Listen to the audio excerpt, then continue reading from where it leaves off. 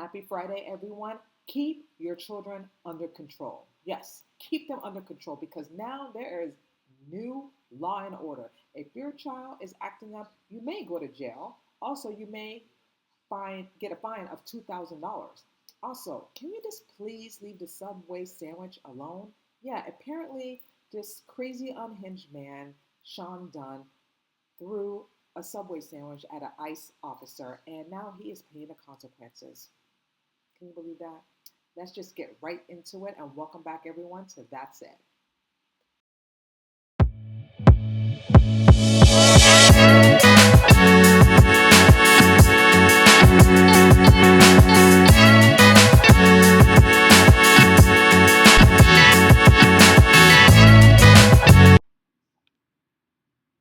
Okay, you guys, so where do I start? Where do I begin? Oh, okay.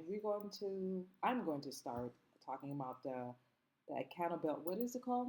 Apollo, can you tell me? Okay, he just fell asleep. My personal sidekick here just fell asleep here. But the Parent Accountability Act. Now, people in Jersey, the parents, they're very outraged that there's a new law and order that people are just fed up. People are saying, you know what, you need to take some responsibility, some accountability of your child because your child is acting reckless and crazy and it just doesn't make sense. And I have to say, we have to thank social media for that. So social media is a blessing or a curse. Now these days, people just record everything and just post it on social media, and the FBI, the police department, they can see it. They can see everything that's happening, and that's why this law is taking place. Okay, it's already happening in Georgia. I hope it happens in every state because people are sick and tired of teachers being attacked by students. Elderlies are sick and tired of being attacked by students, among other places. It's just really ridiculous, and it needs to be in control, and it's getting out of hand. So right now, what they're passing is this new law in Jersey, and it's called Minors and Parents Responsibility. Basically, if your kid acts up, you're going to jail for 90 days. 90 days. Or you may get a $2,000 fine. Mm. I'd rather have the $2,000 fine, even though it's a lot of money, opposed to staying in jail for 90 days. Because who wants to be in jail for 90 days? Mm-mm. Not me. But anyway, that is the new thing that's happening in Jersey. And a lot of parents are outraged. But why? Why would you be outraged? If you do what you're supposed to do as parents, raise your child to do the right thing, tell them to respect their elders, make sure they have manners. Yes, ma'am. No, sir. Please. Thank you. Respectful. Because growing up, I couldn't do none of those things. Okay. My ass would have been whooped. Okay. My parents did not play. And those times, I couldn't even get away with that, me and my sisters, because we just knew that once we get home, we knew we was going to feel the wrath of our parents. We just knew that. Okay, it's just crazy how time has changed. Obviously, now with social media and everything, and kids are just getting out of control. That they can just go and steal and do whatever they want, and thinking that there's not going to be any consequences because they're a minor. You know what I mean? So obviously, if you have an 11, 8-year old, 10-year old, whatever, 12-year old, 13-year old, they can't go to jail. You know what I mean? Because they're so young, and they know this too. They're like, oh, okay, I can just break the law and do whatever I want because I know there's not going to be any consequences for my action. You're right. There's not going to be any consequences for your action. Guess what? Your parents are going to jail. Your parents are going to take the accountability, except for you. You get what I'm saying? So now things have shifted, things has changed, and I'm all for it. I don't even have kids, but I'm all for it. If I raise my child to be the person that he or she needs to be, and my child acts up, then I deserve to go to jail. I deserve to get a fine because I didn't raise my kids to be like that. You know what I mean? And it's all stems in the home. It really does. And I don't care what anyone says. Oh, they're their own person. They're not fully developed. I don't want to hear that bullshit, okay? When you're 10, 12, 13, even 5 or 6, kids know from right and wrong. I have nieces, okay? They know. Okay, so for me, for people to say, well, their brain is not fully developed, so that's just give them an excuse to do whatever they want. Bullshit. Okay, I call bullshit. I'm sorry. When you're 12, 13, 14, you know from right and wrong. Even though your brain is not fully developed, you know from right and wrong. Just like a 14-year-old, you're not going to stick your hand in the hot oven, are you? No, because what will happen? Your hand will get burnt. Okay, you're not going to go in front of a moving train. Why? Because you'd be killed. You get what I'm saying? There's common sense. Okay, and then it seemed like common sense went out the building, but common sense is coming back. Okay, because there was common sense back in the 90s. Now we're bringing it back in 2025. Okay, and parents need to take accountability for it. They do, because people are sick and tired of it. I'm sick and tired of seeing a bunch of kids acting like hooligans, doing whatever they want, going to the department store and stealing, doing this. No, it's time that there need to be some law and order. It's time. Okay, so parents need to get their kids checked. Okay, checked, because people are done. People are sick of it. I want to show you this video, this clip of that parent, one mom is just outraged of this, saying that it's not right, blah, blah, blah. And you can just tell that she's not going to take any accountability if something happens to her kid. But I just want to let you take a listen to what they have to say about this new law now. And I'm all for it. Georgia is doing it. I hope every state is doing it, like I said. But take a listen to what they have to say. Whoopsie. Sorry, you guys. There we go. Oh, gotta start from scratch. I am so sorry, guys, because I had technical difficulties in the beginning of this. So let's start this over from the beginning. Sorry, give me 1 second. One of these days, I'm going to have someone to do all this work for me, because I can't do this all by myself. As you can see, it's a lot. But I feel like I'm managing well for the most part. And I do apologize for this difficulty. Sorry, guys. Hopefully this comes back on. Okay, so this is not working at this moment, so I'm going to skip this and talk about something else, and then hopefully I can bring this back to life. Now, I want to talk about Sean Dunn. This crazy, unhinged man was just acting crazy in the middle of the street in DC, and it was all recorded. And apparently, he was just really upset and annoyed with one of the ICE officers, started screaming at him, calling him fascist. If I'm saying fascist, I thought I'm saying that. He had to speak sometime. Fascist. And he threw a 6-foot Subway sandwich at one of the officers, and he took off. And I'm like, why would you do that? If you're going to assault an ICE officer, at least be man up and just stay there and get your ass arrested. But no, you ran away like a freaking coward and a piece of shit that you are. Now, they're just doing their job. They're doing what they're told to do. And for these crazy, unhinged people just getting into their face and screaming at them, spitting at them, throwing a 6 foot, is it 6 foot? 6 feet, 6 foot, excuse me, Subway sandwich. What have the Subway sandwich did to you that you just had to throw it at one of the officer? Why? Why? Is that necessary? Now your ass is in jail, okay? Now your ass is fired, okay? You finished, kaput, done. Because you couldn't control your emotions. And that's the thing with people. People cannot control their emotions. They let their emotion get the best of them, and look what happened. They do something crazy, unhinged, and they lash out like a toddler, and now they have to deal with the consequences and end up in jail and lose everything. And I hope for Sean Dunn that was all worth it for him. You can have free speech and speak your mind peacefully, respectfully, but then when you get in to the point that you're assaulting someone and throwing a Subway sandwich at them, then that's when you draw the line. Again, there need to be law and order, and it's happening in D.C. Trump is cleaning a lot of things up and removing the homeless people, and I hope he meant what he said, that he's going to get them shelter and homes, because they need somewhere to stay. You know what I mean? And removing all these crimes, that's happening in D.C. And basically, he's making America safe again. And this crazy one just draw a 6-foot long Subway sandwich. Crazy, crazy. And I'm going to let you take a listen to the video and what he did. What an idiot. And what is going on here? Oh my gosh, you guys. This is just crazy. I don't know what's happening here.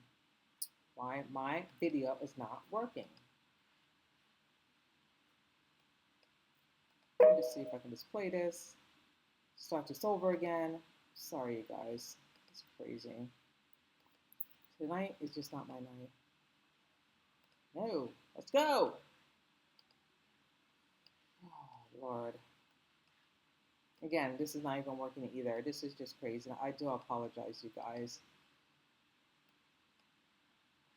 Nothing's working. I just can't believe this.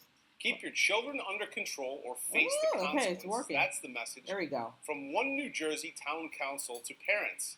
And with a new law just passed, parents, if they fail to stop their kids from breaking the law, could wind up with a $2,000 fine or face 90 days in jail. That's and naturally, some days. parents are outraged, say this is going way too far. No. Thanks to cell phones and YouTube, Look at this. we are seeing more scenes like this play out across the country. Is this it's what acceptable? Gloucester, New Jersey found itself dealing with last summer when more than 500 teens arrived at a city party, started a brawl, and needed over 100 police to calm the situation. The mayor of Gloucester addressed this recently, says he has a solution. We have a juvenile crisis in this country. This is not unique to Gloucester Township, but rather is symptomatic of a larger societal juvenile crisis. And I'll tell you, I don't have all the answers. But one possible answer is to hold parents accountable for their children. That's right.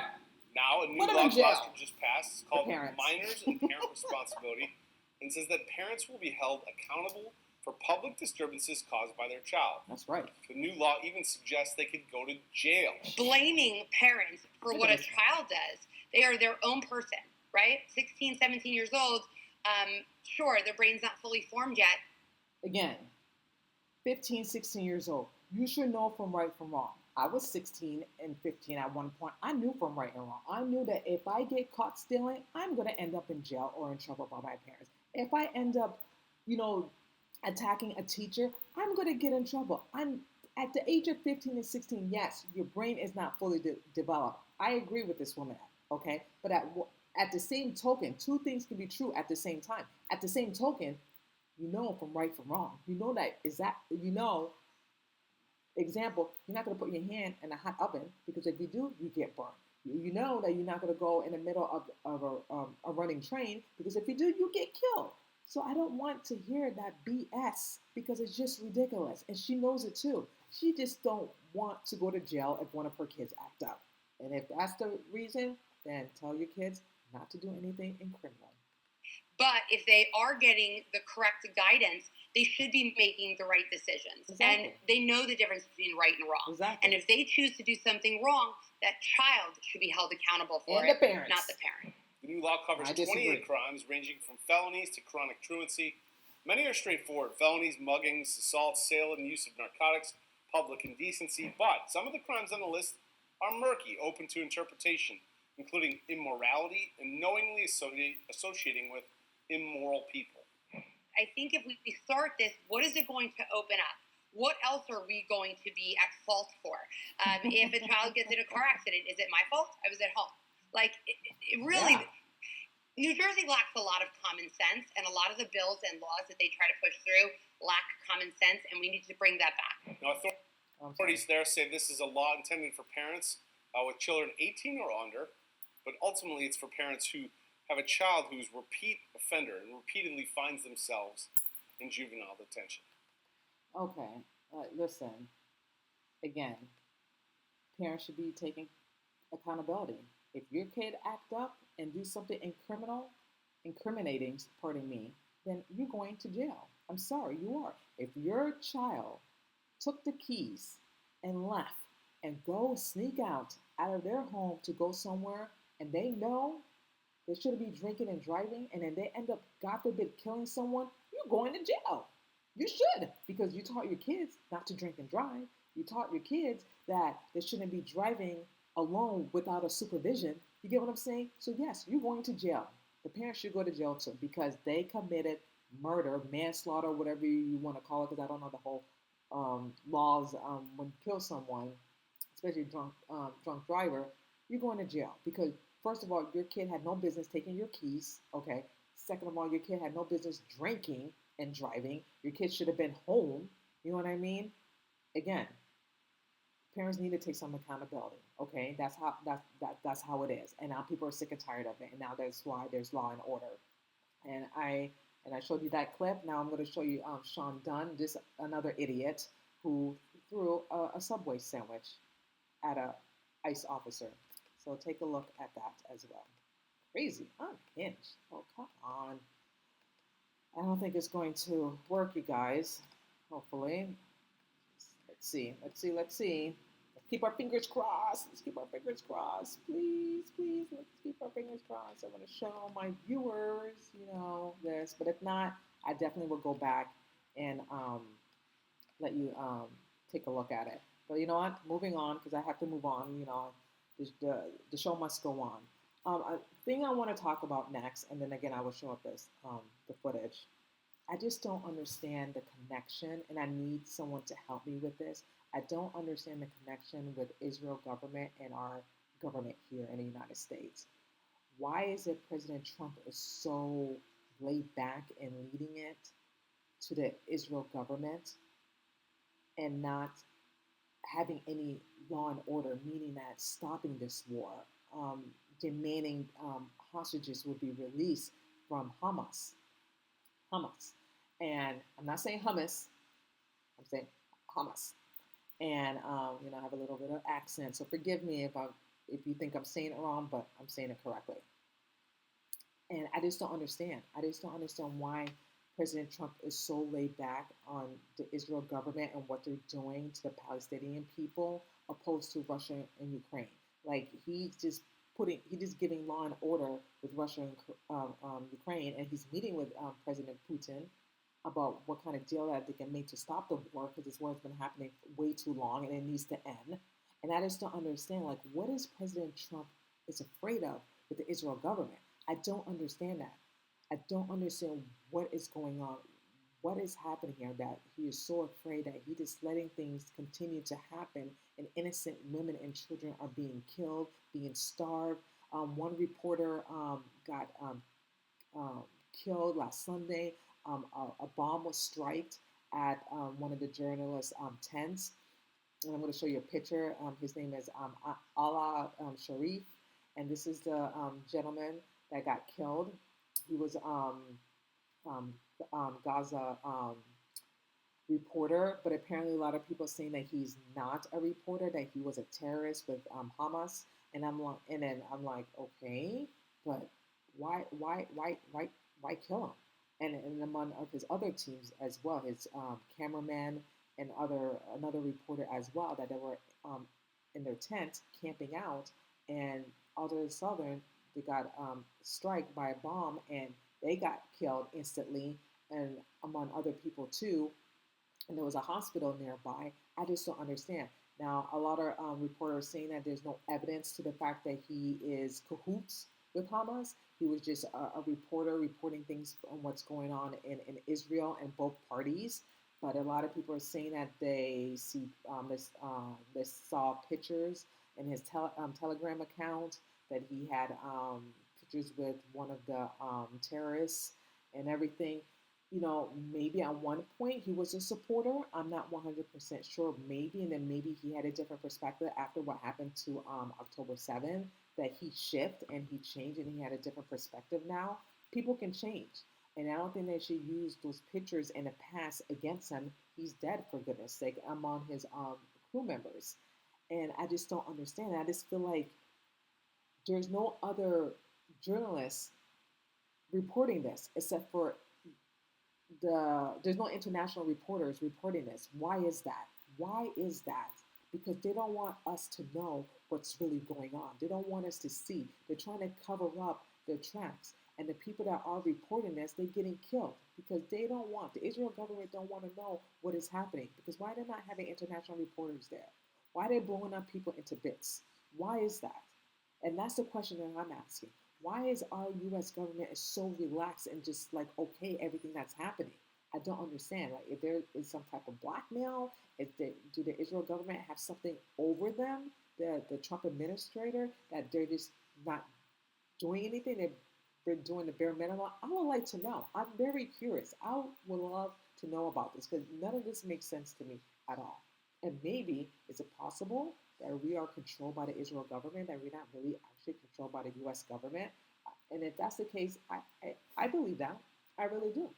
I really believe that we may be controlled by the Israel government because it seems like they're calling the shots um, before President Trump got sworn in.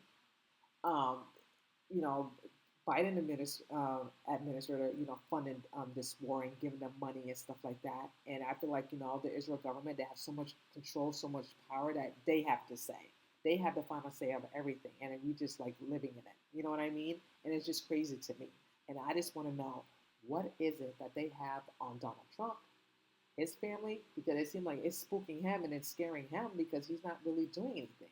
But he's putting more pressure on Putin and the other president from Ukraine to stop this. Like it's like he's not fearful of them, but he's more fearful of the Israel government. And to me, when someone is fearful for that, that's mean that they have a lot of shit on you. Just like they had a lot of shit on Jeffrey Epstein, Bill Clinton in the 90s, among other politician men. Okay, that they have what's the word I'm going to say?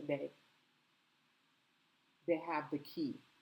They have the key, the evidence, the little dirty, dark secret in the palm of their hands, and they can use it anytime to threaten possibility to Trump and his family. And he loves his family. He's very close, and he's just doing whatever he can not to be in the middle of this. You know what I mean? And that's why it's just really upsetting that the Israel government have like control of this. And I know I wrote down a few things as well that I just wanted to point out that was really like concerning to me. Like it's just crazy. Like over 200 journalists, you guys, over 200 journalists were killed during this war. Why is that? Why do they want people to know? Because and then they're saying that it's all about Hamas. It's all about them. They're the terrorists, which they are. Okay, they're a despicable terrorist group in the face of the earth. And I condemn what they're doing to their people, slaughtering them, killing innocent babies, burning them up, killing women. I condemn that because it's disgusting. It's hideous. And I condemn what the Israel government is doing as well. They're not perfect either. They have the power to stop this. They do. But no, the Prime Minister, Benjamin Bibi Yahu, if I'm saying the last name correctly, want to occupy Gaza. Why is that? Why he wants to occupy Gaza? Because he just wants the whole thing, land to himself. He's trying to push these people out, okay, the Palestinian people, so he can occupy it. It's disgusting. And if it turns out that this journalist, okay, I'm going to show you a picture of him. If it turns out that he was not working with the terrorists, this is a war crime, you guys. This is a war crime, killing 4 innocent journalists that were just doing their job and reporting the news and telling the world what's been going on and what's been happening. It's a war crime. And it's absolutely disgusting and despicable. And I just don't understand how our government and how our country is just allowing this and letting this happen and not putting full force into this. And that's just my opinion. A lot of people may disagree with me, but that's my opinion. That's how I feel. It's disgusting. It's absolutely disgusting. You know, this man will never see his wife, his children, and among the other people that were involved with this. It's just awful. And I'm going to show you a clip of the video of what happened on this past Sunday about the airstrike that killed 4 innocent reporters. And again, there's no evidence on the contrary that they were a terrorist group. So I'm going to let you take a listen to the video. Take a look, excuse me. Come on.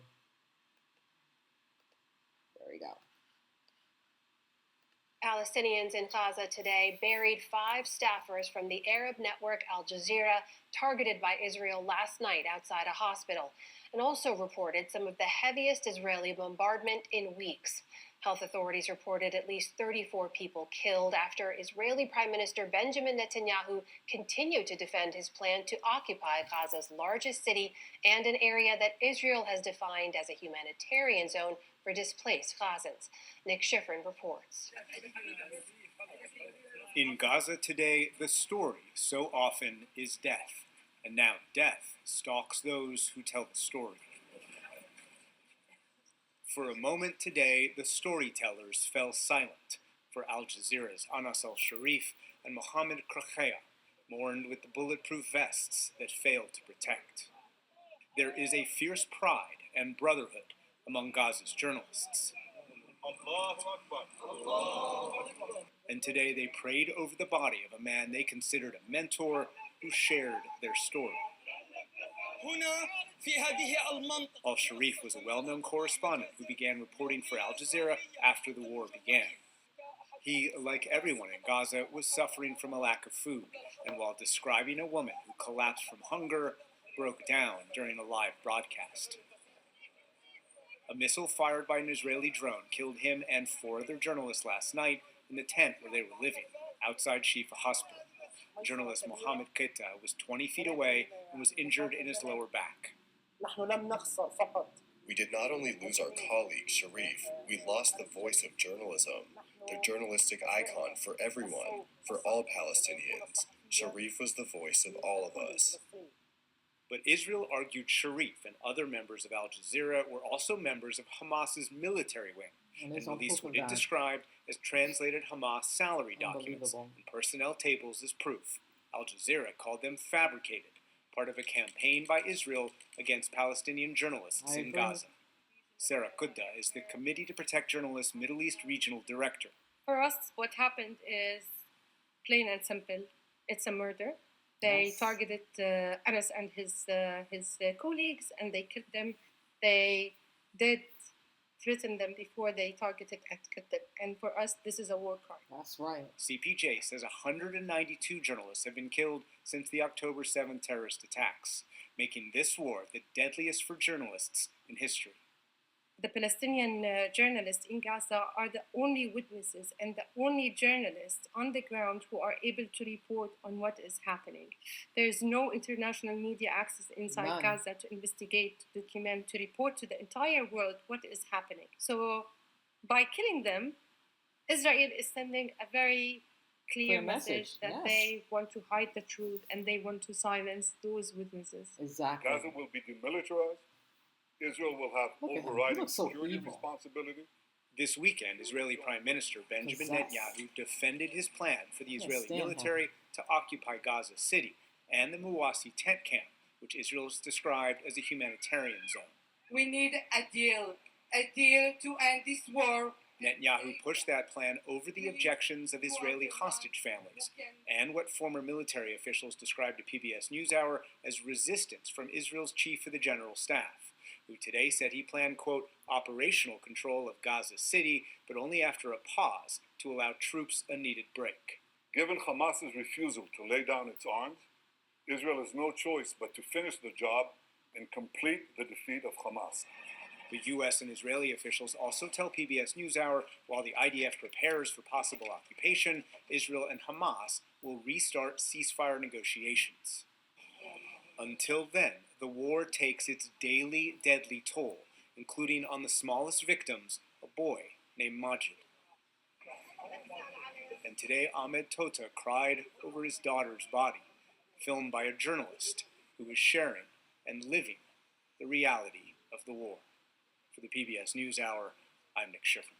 It's just sad. It's just sad, like, how many more people have to die? Like, how many more people have to die? Like, this war has been going on for 2 years, you guys. 2 years, and enough is enough. And I just don't understand why we're not putting any pressure on the Israel government. Why they have the power. Actually, Trump has the power to end this, to stop this. But he's letting the prime minister just handle it. You know what I mean? Like, isn't it enough that a lot of bloodshed has shed? You know, is it enough? Like, how many more people have to die? How many more people that you're trying to get rid of so you can occupy Gaza? And he said it in his own words. He's trying to eliminate and kill everyone. And a lot of people are going to disagree with me. My brother-in-law, my sister. But this is how I feel. I can see, I can read, I see what's going on. Okay? And nothing against Jewish people. I love Jewish people. I have nothing against with Palestinian people either. It's the government that I have an issue with that is allowing this to happen, and our government is allowing this to happen and not putting a stop to this. But they rather put a stop to Ukraine war and Russia and put fire on their asses, the presidents. But why he's not putting fire on this prime minister ass as well? Why is that? Just like they cover up with Jeffrey Epstein files, that Jeffrey Epstein is not intelligent, he's not a spy, when we all know that he was, because he used all his influence and people that he knew to blackmail them. Okay, we all know this. Okay, for you to tell the world that he was never a spy, he was never a secret intelligent, bunch of bullshit, because we're not buying it. I'm not buying it at all. Okay, Jeffrey Epstein, they knew a lot of things about him, and he was working for the Israel government, plain and simple. Just like Ghislaine Maxwell and her father, among other people as well. And I believe with the Israel government is very dangerous because it seems like they know a lot of things about the United States government, that they're in control of everything. They're controlling the president, okay? They're controlling the administrator as well. They're controlling everything, everything. And as soon as we wake up and see what is happening in our own eyes, we're just going to be lost. We're absolutely going to be lost. And it's just sad. It's just sad. And I hope and pray that this war will stop, that there will be a ceasefire, and, these people can just, live their life. They've been through so much, both parties, and I condemn it all. I condemn it. I'm pro-life. I don't care. I'm not taking any sides, because there's no sides, because no one doesn't win at the end of the day. A lot of people have been killed. These still hostages still being held captivity against their will. They need to be released. It needs to be a demand and order. It just needs to stop. We're in 2025, almost towards the end of the year. I know that we're in August right now, but we have a few more months left before the year is over. Like how many more years that we have to continue this? That we paying our tax-paying dollars for a war, that people are being killed left and right. Like, enough is enough, and I'm sick of it. And I know you guys are sick of it too, and that's all I'm going to say about that. Moving on. Now, hopefully I can pull up Sean Dunn footage and let you watch what he did, but it seemed like it's not working. It's just... Tonight, Sean Dunn accused of attacking a federal officer with a foot-long Subway sandwich. Let's pause. Hold on. Yes, finally. Thank you, Jesus. Thank you, God. So, let's just roll this beautiful footage. Take 2. Let's go. Tonight, Sean Dunn accused of attacking a federal officer with a foot-long Subway sandwich, similar to this one right here at 14th and U this past weekend. And it's all caught on camera. You see these fascists? Fascists. Right here. Fascists? You! Take a look at this cell phone video from late Sunday night. 37-year-old Sean Dunn, shown in the pink shirt and shorts, allegedly yelling at federal officers on 14th Street in D.C. I laugh, but that's the truth. Moments later, video appearing to show him crossing the street, screaming just inches from a U.S. Customs and Border Protection officer's face. And then appearing to hit the officer in the chest with a foot-long Subway sandwich. Officers immediately chasing Dunn in the street and eventually catch and arrest him. These federal officers are assisting D.C. police after President Trump placed MPD under federal control. In an X post, D.C. U.S. Attorney Jeanine Pirro announcing the arrest. And then he took a Subway sandwich about this big and took it and threw it at the officer. He thought it was funny. Pause. I have to say, it is kind of funny to the point that he threw a Subway sandwich at an ICE officer. What did the sandwich do to you? I'm not condoning the assault because he was absolutely wrong. Sean Dunn, absolutely wrong, and his ass deserved to be arrested and everything. But it is kind of funny, but not funny to the point that, the officer was assaulted by a sandwich. Well, he doesn't think it's funny today because we charged him with a felony, assault on a police officer. And we're going to back the police to the hilt. According to the criminal complaint, Dunn allegedly told police, "I did it. I threw a sandwich." He threw a sandwich. He did it. So it's not alleged. He confessed he did it. So now he's going to end up in jail, rightfully so. Now, think twice before you throw a sandwich at someone. Make sure you eat it first, you know, and then you can go protest. But why are you going to throw a good sandwich away? Crazy, right? Anyway, before I go, you guys, yes, I know. It's Friday, and then we all have to enjoy the weekend. Now, I know in the past that I was very, very critical on Kanye West about the things that he did, like in the Grammys, that he made his wife Bianca walk in the red carpet and she was butt ass naked. I'm like, how can you do that to your wife? Just having the whole world see her whole wazoo and everything. It's just so improper. You know, this is your wife, you know, that should be for your eyes only, not the world. So I was criticized about that. I still am. And other things, you know, when he dressed up as Ku Klux Klan, wearing all black, and I'm like, what the hell this guy is doing? But then I have to remember that he'd been through a lot in his life, you know, went through a divorce with Kim. And also, you know, he was drugged by one of his friend, Pastor Nickel, hopefully I'm saying it correctly. And he'd been through a lot. And now he's taking his voice and control back. And I just feel like he's just doing it all in the wrong places. He's lashing out, and I know that the people that hurt him and took advantage of him, which I get, you know what I mean? No one should do that to another human person. No one should say that I'm going to drug you and so badly that you're not going to be aware that your children is around you, which is totally wrong and disrespectful and really unhinged and crazy. I'm very surprised that man ended up in jail, and it made it seem like Kanye is the crazy one. Yay. But now I'm not condoning half the stuff that he said. However, I do understand now the stuff that he's been through for the last few years, and I get it now. And then I saw a clip of his new documentary called "In Those Names," and it's going to be released on September 19th of this year, and I'm really looking forward to it. It's 6 years of Ye life. I'm capturing both personal and public struggles, including his mental health and the end of his marriage to Kim Kardashian, loss of his sponsorship, and public controversy.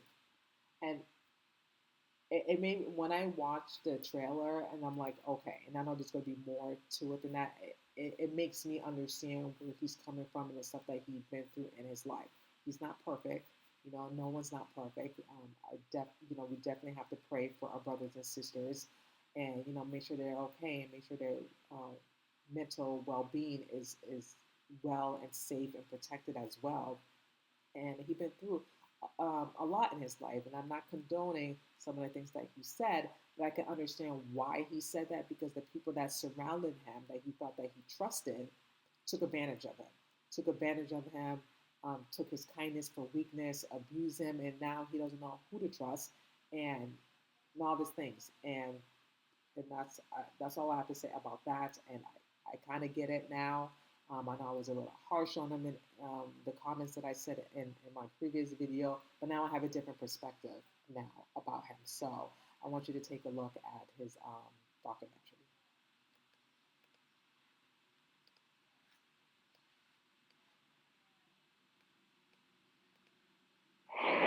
I'm off my meds for 5 months now. Your personality was not like this a few years ago. It's a calling by the universe. Never tell me I'm gonna wake up one day and have nothing. We can talk about that later, but It ain't no but.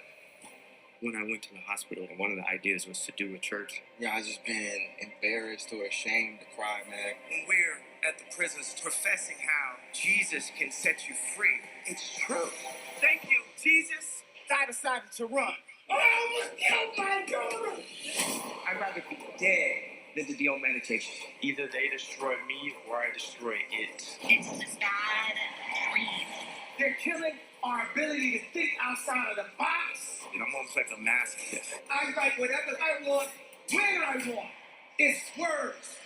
You know, the best thing about being an artist and bipolar, anything you do and say is an art piece.